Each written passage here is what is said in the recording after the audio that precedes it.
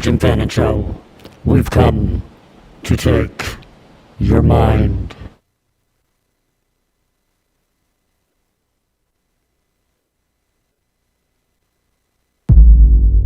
Am I still on?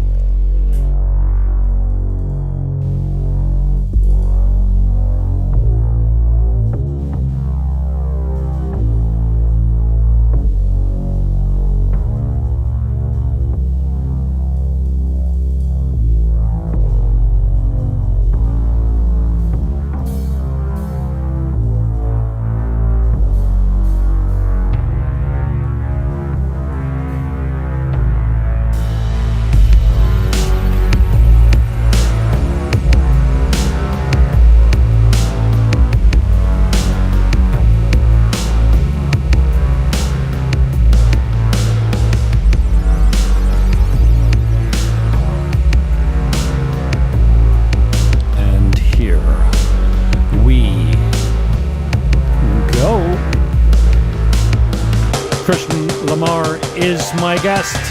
All politics, all American, all Arizona. We'll talk about God, faith, and politics. Buckle up and welcome aboard.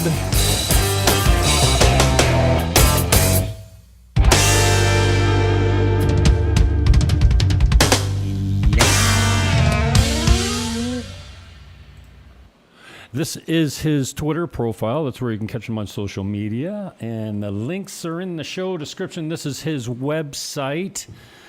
Christian, if you could just unmute your mic, tell us how you're feeling, brother. How's things in the political arena in the States? Man, it's crazy. We're just waiting for Biden to come out to close. I don't know who came up with this idea of a big boy press conference, but he's just coming out to close out the NATO summit. And so I appreciate your time. How you feeling? Good. I'm doing great. How about yourself? Everything's good. I'm in the Dominican Republic, man. It's sunny and 85 degrees plus 300 plus days a year. So I got no issues, man. I don't have to deal with my crazy government. That's kind of why I left Canada. And so everything's good here, man. Tell me, what's the latest? What do you, before we dive into the beginnings, because I'm really interested in who you are as a man, tell us what you're up to right now. Well, right now, of course, a lot of people have heard about the AZGOP expelling me as off of the executive committee, of the only black member on the executive committee. And so, since that's happened, I made a video about that. It's gotten over 5.7 million views since the last few hours that I've checked. And I have, and that's on Twitter X, and then I've got that also on Instagram, Facebook, TikTok, and a couple of other places. So millions and millions of people have been, seeing me or just seeing me in politics for the first time, and so I have that going on, and we're still signing up new precinct committeemen inside Arizona, and then of course my day job, I work in the private sector, information technology, and really other than that, just preparing like everyone else for President Trump coming up in the next few months to see whether or not he becomes president again on Tuesday, November the 5th. Okay, so what led to your ousting? I don't think you're saying this, and I don't want to believe that it's because you're black. Arizona's got some weird politics going on. So what led to your ousting? Like, were you a rabble rouser? Or are you stirring the pot too much, or what? It's really quite simple. The bottom line is you have the Republican AZ state legislature. So backing up for the audience. So for those of you who are not in the United States, and maybe for others that are in the United States but that don't quite understand the politics of the presidency. Of course, the presidency is, a lot of people say the presidency, office of the president of the United States, is the most powerful position inside the country. And of course, with that means that You have a certain number of blue states and a certain number of red states that pretty much end up determining who the president is. And every 4 years, we're looking at a battleground map for the elections. This battleground map is pretty much, for the most part, almost always the same. Even way back when, in 2016, we were talking about the same states. In 2020, we were talking about the same states. And in 2024, we're going to be talking about the same states. And those states are really comprised of Arizona, Nevada, Wisconsin, Michigan, and Pennsylvania. And then you have some bubble states that are in there. You might have a Virginia, you might have a Minnesota, you might have a New Mexico, you might have a New Jersey. But for the most part, some people have said North Carolina, but for the most part, you're pretty much looking between those 6 plus or minus a few other states. And so Arizona being one of those states, I'm in Arizona. And of course, Arizona is, most people think that Arizona is a Republican state. And of course, Arizona has a state legislature that's under Republican control. There's 2 chambers, a state house and a state senate. And so many of those at home might say, well, what does that have to do with you? Well, it has everything to do with me. So the political power, or in other words, people who get elected into office, whether you're a first-time candidate, whether you're an incumbent running for re-election, or whether you are trying to move up to a higher office, you have to go through the political power in order to get elected. And what is the political power? The political power would be the Republican Party, as an example, or a Republican committee. Let's say if it's a county committee. And so now to Arizona. Arizona has 15 counties in it. One of the 15 counties is Maricopa County. Maricopa County is the largest county in the United States. And given that Maricopa County is the largest county in the United States, also dating back to 2015, when President Trump started the America First movement, his very first rally was in New Hampshire. In New Hampshire, he had around 500 people to attend that rally in 2015. The second rally in 2015 that he had was right here in Maricopa County in Phoenix, Arizona, at the Phoenix Convention Center downtown. So we started and at that rally, there were 3,000 people at that rally at the Phoenix Convention Center. So we started the America First movement here in Phoenix, Arizona, in Maricopa County. So now what does this all have to do with the state legislature? Well, according to our federal U.S. Constitution, which is the highest law in the land, according to the Supremacy Clause of the Constitution of the United States, the state legislature sets the time, place, and manner of elections, and the state legislature appoints the presidential electors. The only place of where the state legislature is mentioned in the U.S. Constitution, the federal Constitution, is in those 2 instances: the time, place, and manner of elections, and the presidential electors. So the legislature's focus is protecting the elections according to the highest law in the land. And so what you have right now is you have the establishment. So now back to the political power. So when those establishment politicians are either currently in office or seeking a higher office, where do they go when they are running as a first-time candidate, running as an incumbent, or running for a higher office in the government? They first, obviously they file their papers at the Secretary of State. They might create a finance committee so that when they're raising money to keep track of that by law. And then after they've done that, they have to do what? every candidate has to collect signatures to get their name on the ballot. Now, where do politicians, candidates, incumbents, where do they all go to get signatures on, to get the signatures that they need to get on the ballot? The political party. And who inside the political party do they go to? The precinct committeeman. What is a precinct committeeman?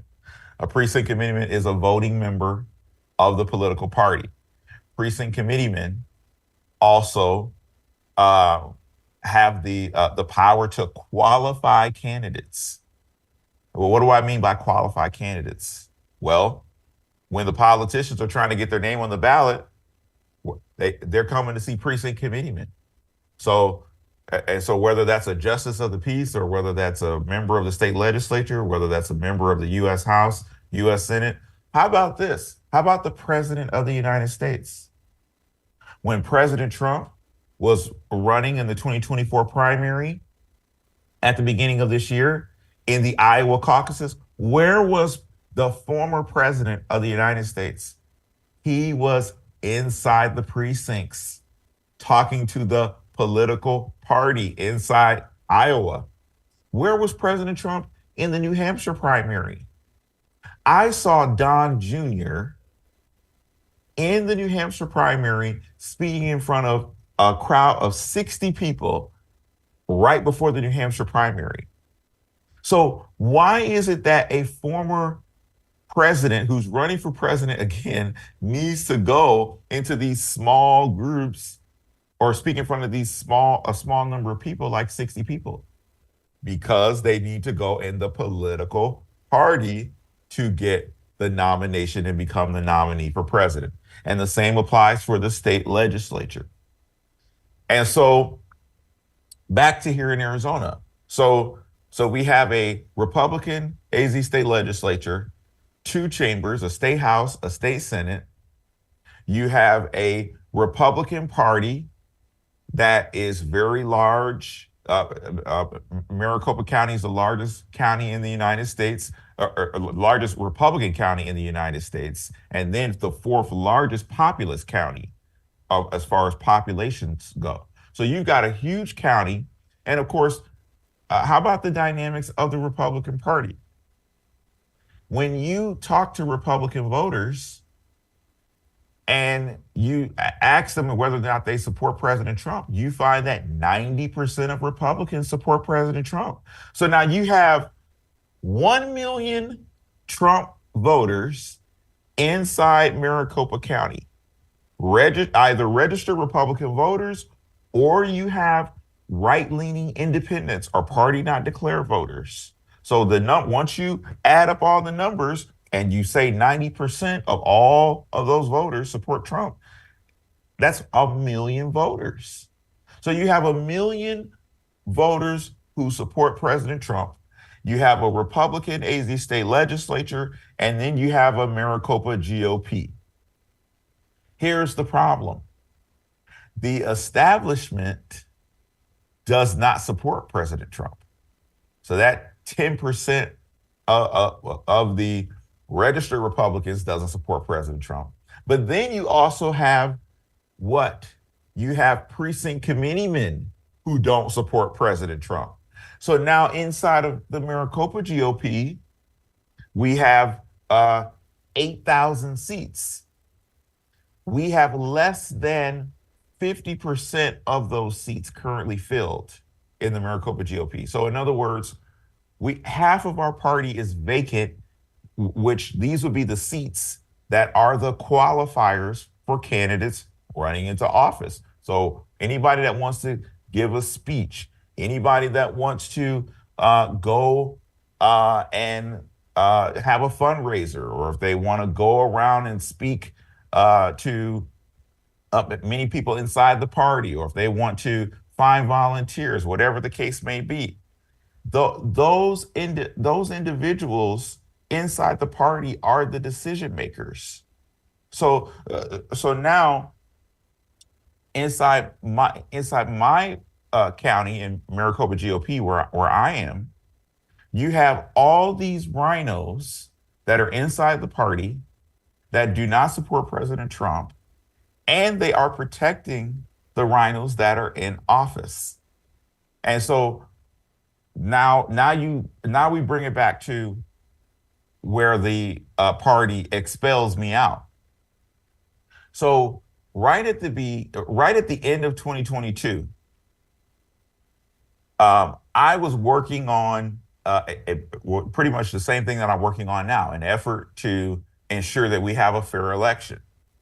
And I had someone, approach me and say, "Hey, do you want to run for the AZGOP Executive Committee?" I said, "Sure, fine."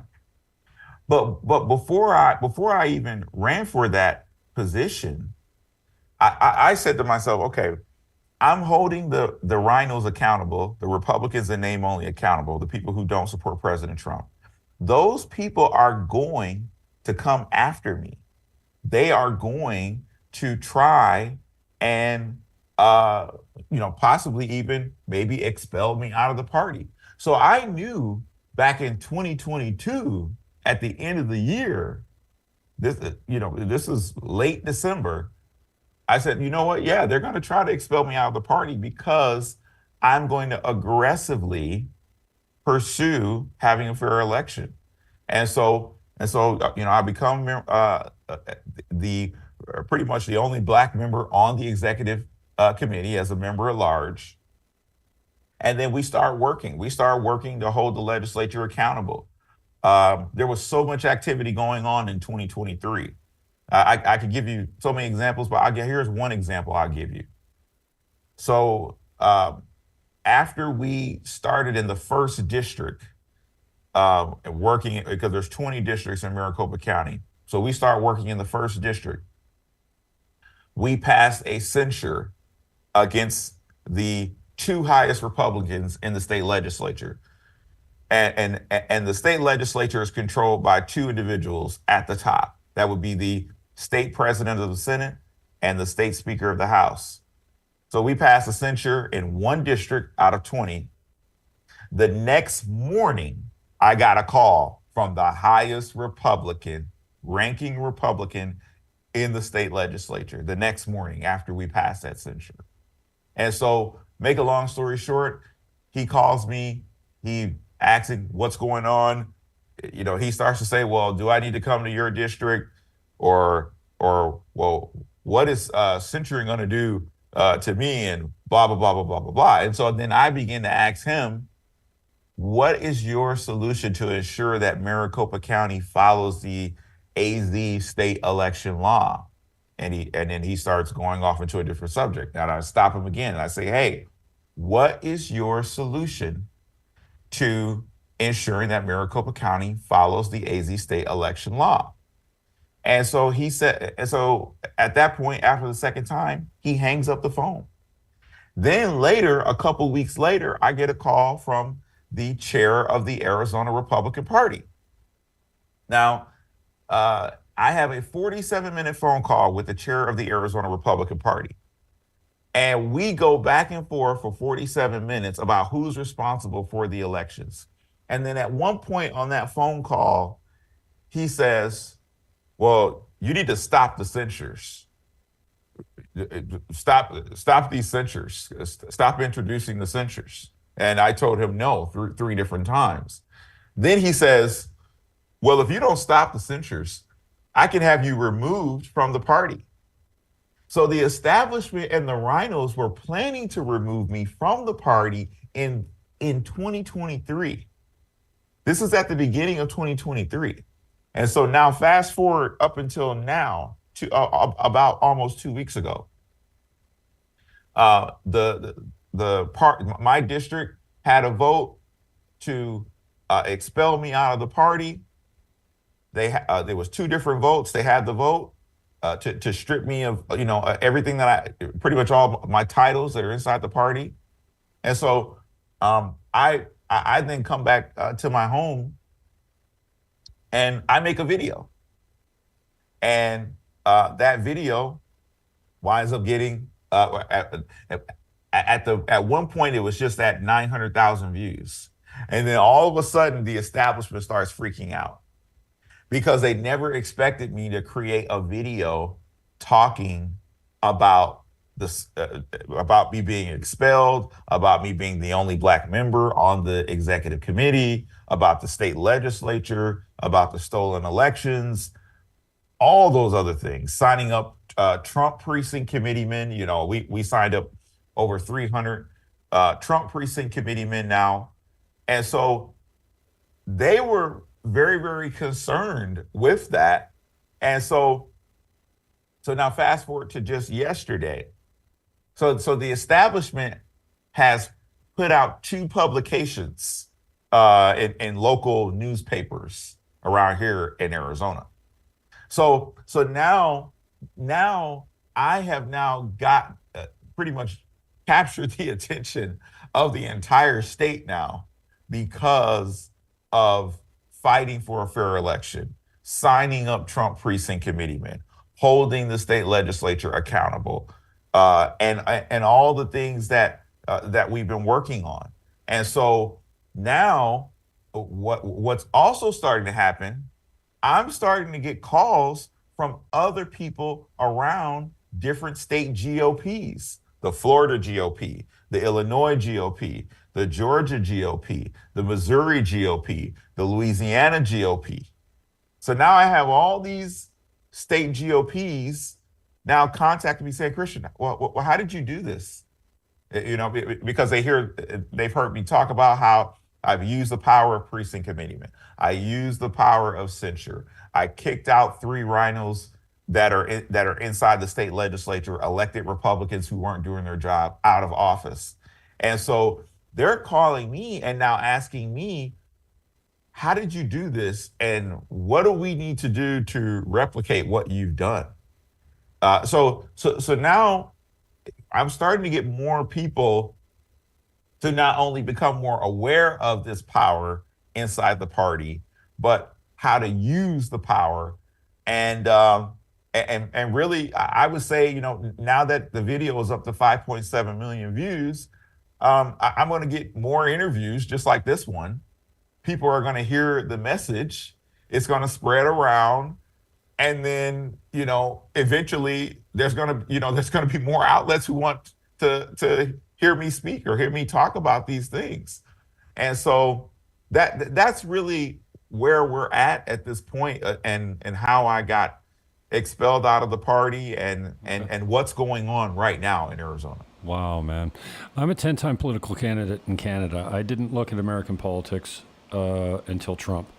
And then I was fascinated. I was entertained. And I'm a lefty, too. I ran for the Green Party in 93 when I got 295 votes, and it was an embarrassment to my family. And so I don't understand the whole sovereignty of the states thing, but I can't believe that you don't have number one, a unified, some sort of ballot that's controlled by one entity. Like in Canada, we have a federal elections committee, and you might think that that's easier to corrupt a committee, a regulation body that oversees federal elections. But you got to have somebody to collect the votes. You got to have, I don't really get how it works in this. Well, I understand a little bit more now about it, but it was like when Portland was burning down. I didn't understand why Trump didn't just roll the tanks. Because the state sovereignty, right? You have to be invited in. I don't know what happened at the Capitol on January 6th. I know what happened. A bunch of guys walked through the Capitol and they're spending decades in jail. So what is it that you can see federally, at least? And I always say, if the war room was in place, if Bannon and Stone were in place, Pennsylvania would have never changed those voting laws, weeks before the election. Or months before the election, they illegally changed what was considered a vote, and now we're seeing illegals can vote without ID. And I hope I hope there's some fix for it. But at a federal level, what are some simple things, or is there anything simple that you see other than disallowing votes without signatures or from people that aren't residents of the state, or mail-in ballots? if you had to rule those three things out, do you have any ideas about how you can make them fair, free, and secure? The federal election, like this is the most important election on the planet, right? This is the leader of the free world, we call them, and I just don't get how, Arizona got a lot of play, Maricopa County. Distinguished guests, the President of the United States, Joe Biden. Sorry, I got to mute this. Sorry, that's a distraction. Hey, buddy. I think we know how this is going to go. I appreciate Thank you you, staying please. on with me, Appreciate but I had this loaded up, and we'll just cancel that. So, sorry about that. I'm teasing everyone with Joe Biden coming up in the background. This is incredible what's happening in the States. My heart bleeds for my American friends and family because, and I had a girl on yesterday from Tennessee. It's almost like we had to go through this. We had to swing this far left into perversion to know how bad it could get. Trump got burned. We know that. I knew it the night I went to bed. I didn't know he was going to get burned. But in the morning when I woke up, I'm like, oh, this is all wrong. They had a water main break in Georgia. There's no water main break. There was so much fishy with this election. It was unbelievable. And now, similar to my country in Canada, you've got more than half the population that's completely indoctrinated into what the mainstream media tells them to believe, or whatever their government tells them to believe. So anyways, I'm long-winded. I want to get back to you. I want to know what your insights are. How do we tighten these things up so it's not so liable to be hijacked or stolen? Well, so we have limitations, and the reason that we have limitations is the U.S. Constitution, as I pointed out earlier, it is written and constructed in a way that ensures that the states run their own elections. There was even the U.S. Supreme Court case, Brnovich v. Democrat National Committee, which was a case that originated here in Arizona, where the U.S. Supreme Court upheld the power of the state legislature, and they struck down parts of the Voting Rights Act, the VRA, because it violated the state legislature's authority. And basically what the VRA was doing was inserting the Department of Justice into the states being able to prevent election fraud. And that's actually in the court's opinion from the U.S. Supreme Court. So the only thing that the federal government can do, really, I think, from the perspective of just ensuring at the minimum that we don't have a ton of people coming into the country illegally, is to shut down that border. That's the only thing that the federal government can do. Outside of maybe there was a bill, the SAVE Act, that they're proposing that stops people who are not citizens from being able to vote. But again, even in that kind of instance, the state legislature should be doing that. But again, this is a dysfunction, really, of the way that the American people, or the people of the United States, how we see politics or politicians or government. Because what often happens is, and I was just talking about this earlier, people will say, we need to get rid of the Department of Education, or we need to get rid of the Fed, or just how they're saying, well, illegals shouldn't be able to vote.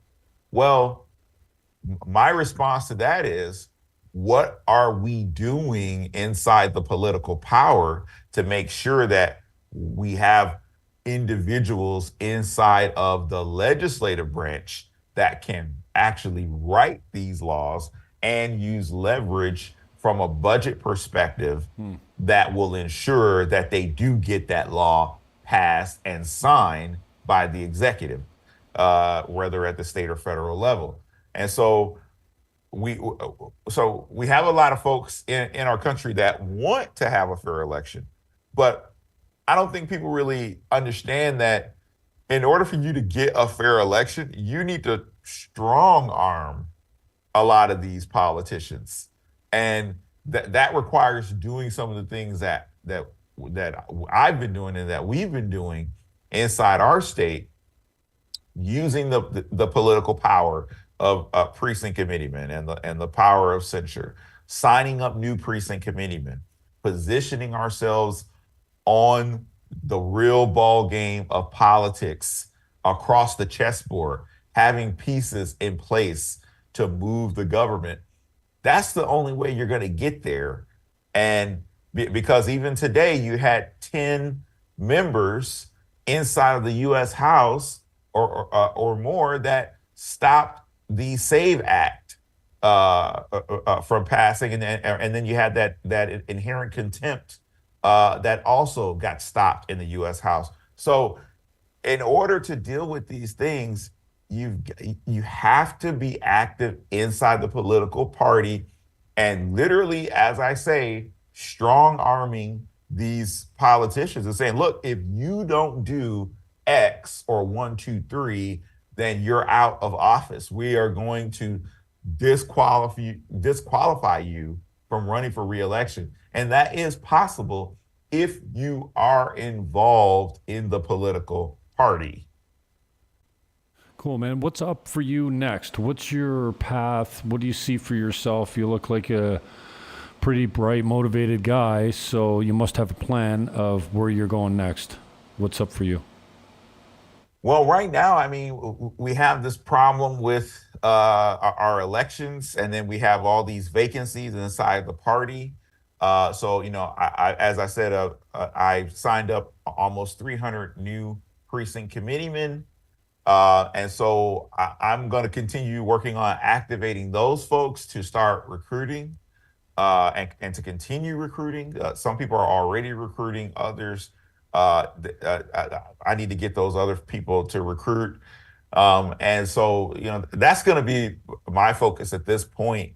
And then also, we've got a few weeks before the state primary election in Arizona. And then Tuesday, November the 5th is a few months away. So, we're going to be continuing to put the pressure on the state legislature, and literally just by me putting out a video, a 9-minute and 22-second video, we have moved the legislature in so many different ways just by doing that. I mean, and as I mentioned earlier, we actually have moved the 2 highest Republicans that are in the state legislature in the way that we want them to go. We just have to continue to do that because what we're doing is working. We kind of did this backwards, but I'm interested in who you are as a man and how you got to where you are now. I'm surprised we went this far without talking about God, but, we don't like to mix God and politics. Do we? You certainly do. I'm a Christian guy. I don't lead with it type of thing. Just like I don't let you lead with my sexual orientation. It's just inappropriate. I don't care who you believe. You know what I mean? Of course, I want everyone to be a Christian, but tell us a little bit about who you are, where you came from, and how you got here. The old saying, they don't care what you know until they know that you care. Well, I see a politician in front of me, and you might be a really fine politician and know how to work a good interview. But I care more about who you are as a man. So tell us about how you grew up and what was important to you and some of your mentors. And do you have a father in your life in the house for the whole time? Because I think that's the number one problem facing especially the black community, but right across the board, but especially the black community, is fatherlessness.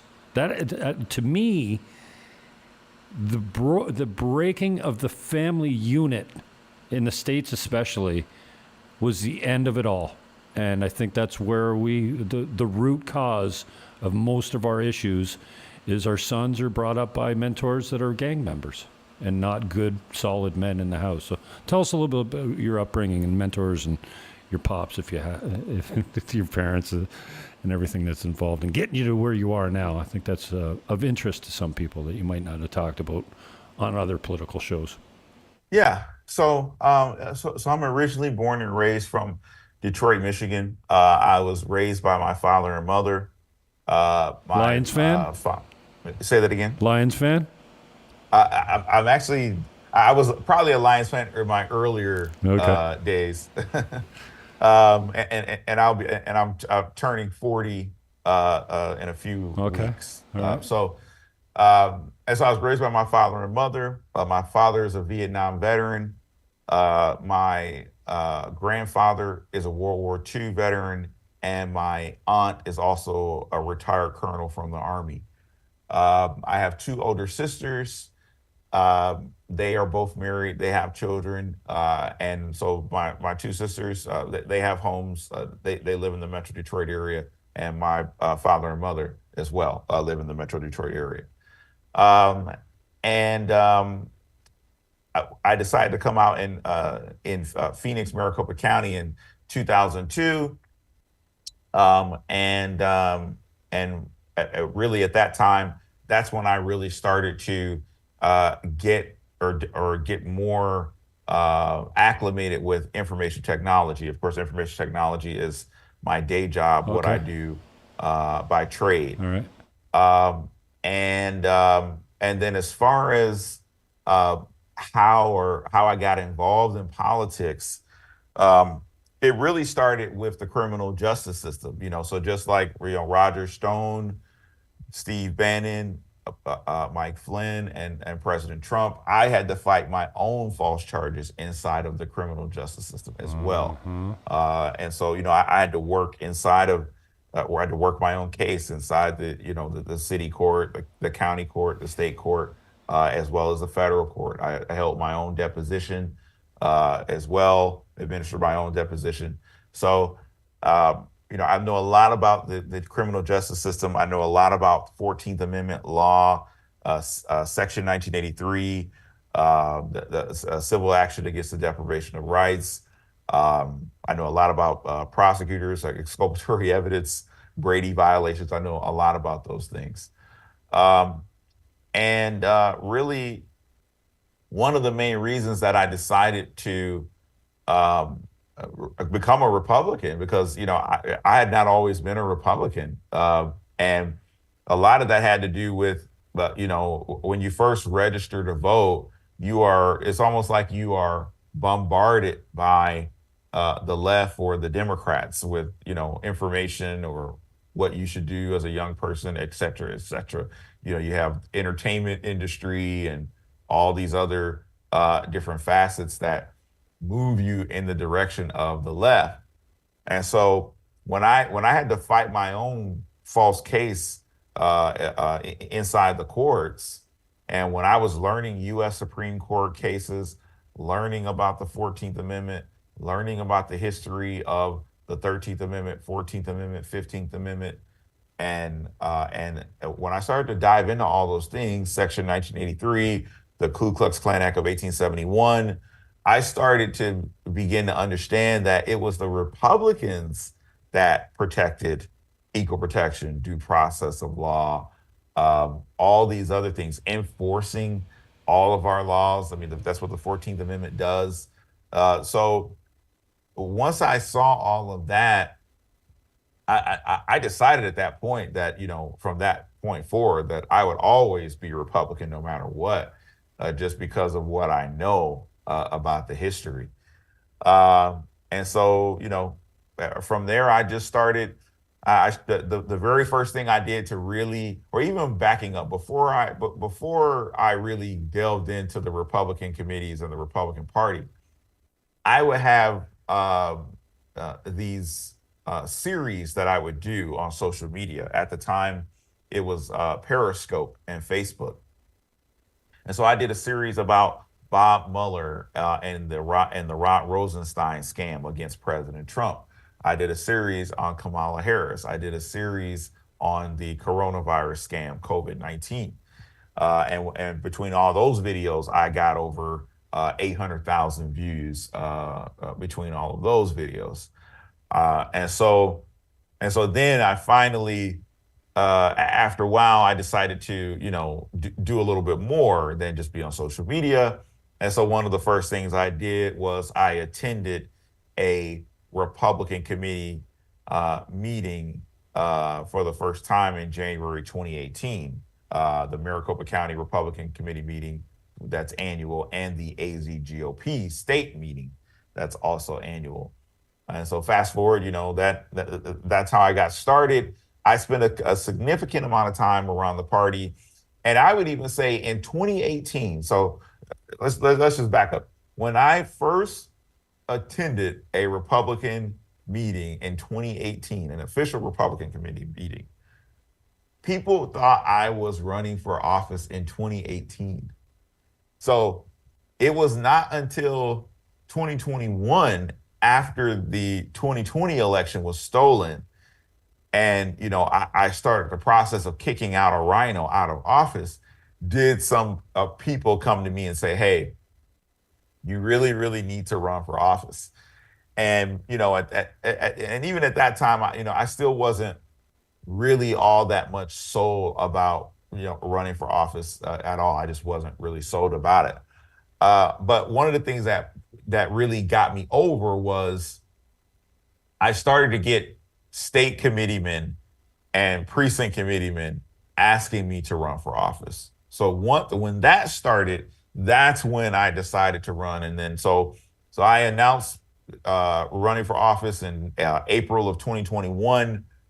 The first night when I made my announcement that I was running for office, I did it in front of precinct committeemen. So for those at home paying attention, how we talked about the importance of precinct committeemen, I announced in front of precinct committeemen. So, and nobody knew, it was a surprise. And so once I made that announcement, that night I raised $1,000. That night, in the first 30 days, I raised $10,000. And so I took it that, I made the right decision in deciding to run for office. We had a contested primary, and we fought 3 rhinos, and of course we made it. We won the primary. We got to the general election, and then of course we know what happened in the general election in Maricopa County in 2022 with the stolen election, the shrink to fit ballots. I think this is going to get me thrown off YouTube for sure. You can't talk and about that the 1 second or millisecond signature verification, and all of those things, and really my district was one of the districts that was massively impacted by the not only the shrink to fit ballots, but even the signature verification. And why? Because my district was one of the last not only legislative districts, but congressional districts that were called in the election. So I know that my election was severely impacted by all of it. Awesome, man. I love your heart. I love you. And what do you need? Like anyone that might be stumbling across this in the next days or weeks or months or whatever, what can we do to support you? And what do you need from people that might be watching? Well, the best way that people can support me at this point is to continue to share that video. Shout out to all the people who actually have shared out that video, over 5.7 million views. And it's caused the rhinos in the establishment to now put out, fake news articles about me. So kudos to everybody that's shared that video. But please, if you have not shared that video, go to my X account, or formerly known as Twitter, Christian L. Lamar. It's pinned at the top of my profile. There's over 900 quotes on that post. Please go in that quote section, repost those positive quotes in that quote section. That's what ensures that we get more views on that. The more views that I get on that video, the more people are going to hear about Arizona, the stolen elections, the state legislature, the power of precinct committeemen. They're going to, that message is going to continue to spread like wildfire. And no matter how small your account is, I don't care if you have 2 followers on your account, okay? If you are reposting those quote posts, right, or even if you create a quote post yourself, you are helping to push those views up. It works. So that's the best thing that you can do for me, because that video is vital. And I mean, it's the best video that I've ever made on social media, with the response that we've gotten. And of course, if anybody is if anybody would like to become a precinct committeeman, of course, all the states have different acronyms. There's precinct chair, precinct committee person, central committee member, precinct delegate. There's town members, whatever you want to call it. If you want to become a precinct committeeman or any of those other types of positions, send me a direct message. All of my social media is open. My Twitter X is open. My Instagram is open. My Facebook is open. I've got a True Social account. All of them are Christian L. Lamar. So you can do that as well. And then if you want to hear me speak about being a precinct committeeman, or watch training videos, you can find a lot of training material on Rumble. There's a ton of training material videos where I've had either interviews or I've had training sessions over Zoom calls. And so I've gone over a lot of this stuff in depthly. And then there's a whole bunch of personal material that I have written pertaining to political power, precinct committeemen, the state legislature, political power. Check out my interview with Pastor Darrell Scott, the senior 2024 advisor for Trump. He was gracious enough to allow me on his platform. Watch that interview. That interview, I go over a lot of these things, and that's more of a short form of it. But that's how you can help me, is to continue to get that video shared out, and help us to double those numbers. Let's get 10 million views, and let's get even more views than that, because that is really how we are not only making things happen inside of the political party, inside the state legislature. That's really the key, really. And people need to hear that message. And, I hear a lot of people, and one more thing, a lot of people always say, well, why don't you contact Laura Trump? Well, why don't you contact the GOP or the RNC? And, my response is to that, well, a lot of people like to put pressure on whether it's President Trump or Laura Trump or the Trump family, but they already have a ton of pressure, things that they're dealing with. And then people say, well, why don't you contact the GOP or the RNC? Well, most of the GOP or the RNC is establishment rhinos. Just because Laura Trump became the co-chair of the RNC, that doesn't mean that all of the establishment figures are gone. You still have all those other members within the RNC, and that is and I'll tell you right now, me being expelled out of the party, that is a reflection of how many rhinos are inside of the party. So no, we can't rely on the RNC. We can't rely on the GOP. We can't overload the Trump family. We have to do this ourselves. And so that's why I'm asking everybody to share those videos and send me messages, ask me questions about becoming of one of the members of a Republican committee, because that is going to help us by getting you signed up wherever you are in your county living in the United States. Awesome, man. I appreciate your time, and I appreciate your depth of knowledge too. So what I'll do is I'll have you back when we've got more time, and I'll turn YouTube off so we can talk about this stuff. We can talk about whatever we want on Twitch and, well, I'm not on Rumble, but Twitter's fine, but I don't know if we can say what we said earlier without getting me a strike on my channel. It doesn't matter. It's not monetized, but I got a pretty decent YouTube channel that, well, was gone for 3 years, but on the 15th appeal got put back up. And also, my apologies with my running around. I was trying to get the big boy press conference done live here before we started, and I misspelled your last name in the title of this show. But this is being broadcast from my @JimFannin and live account because I can't go live on my big account for some reason. Twitter's finally digging into it. Hopefully I'll have it solved soon. I will upload another copy of this and put all the tags in it and spell your name right. So my apologies for that. But I love you, man. You look like you're doing well, and you got your head screwed on straight, and I hope things go different this time around. I will be watching. I will be watching from down here in the Dominican Republic. I haven't been home in almost 3 years in October. Wow. And I'm a 10-time political candidate. The last time I tried to run for a party, they actually turned me down, I guess, after they scrubbed my media, my social media. They said, no, we're not having you.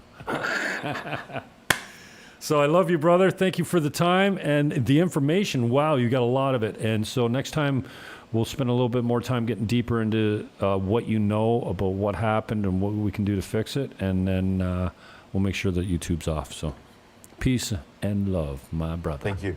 All right. Thank you. You're welcome, man. Yep. Anytime. That's how you do that. Christian Lamar. Sorry about the spelling mistake. That's horrible. We're going to go. Biden's still taking questions, so we're going to go live to that now. And for those of you that are watching on Twitter, well, it doesn't matter where you're watching, where you're watching from. We'll be back with stumbling, fumbling Joe Biden. Peace, love, hug your neighbor, and I am out.